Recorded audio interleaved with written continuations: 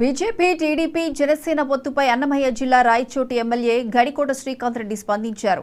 TDP, Janasena పార్టీలు ఆంధ్రుల ఆత్మ గౌరవాన్ని ఢిల్లీలో ఘోరంగా తాకట్టు పెట్టారంటూ ఆరోపించారు. అమిత్ షా అపాయింట్మెంట్ కోసం 3 రోజుల నుంచి గేటు దగ్గర కూర్చొని ఆంధ్రుల గౌరవాన్ని ఢిల్లీలో తాకట్టు పెట్టడం బాధాకరమన్నారు. 5 ఏళ్ల టీడీపీ హయాంలో రాష్ట్రానికి అన్యాయం చేశారని బీజేపీ నాయకులే విమర్శించారని శ్రీకాంత్ రెడ్డి గుర్తు చేశారు.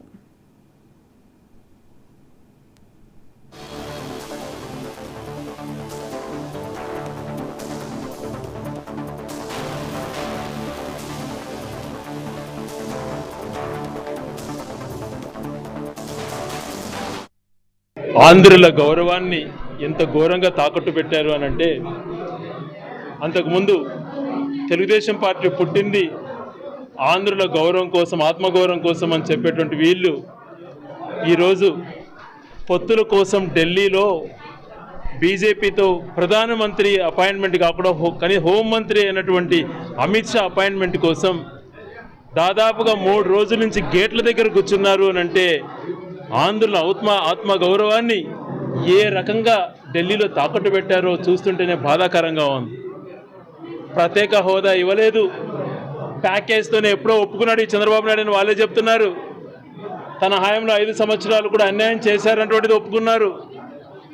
ఏ అష్యూరెన్స్ తీసుకోకుండా ప్రత్యేక హోదా అష్యూరెన్స్ తీసుకున్నారా? లేదు.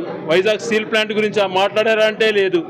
ఏదీ లేకుండా కేవలం జగన్మోహన్ రెడ్డి గారిని ఎదుర్కోలేము, ప్రజల్లో అతనికి బలం ఉంది అని ఏకైక భావనతో భయపడి ఢిల్లీలో జాతీయ నాయకులు ఇండ్ల బయట కూర్చోనేటువంటి పరిస్థితికి తెలుగు వాళ్ళ ఆత్మగౌరవాన్ని, ఆంధ్రుల ఆత్మగౌరవాన్ని తాకట్టు పెట్టినటువంటి వీళ్ళను చరిత్ర ఎప్పుడు క్షమించదు.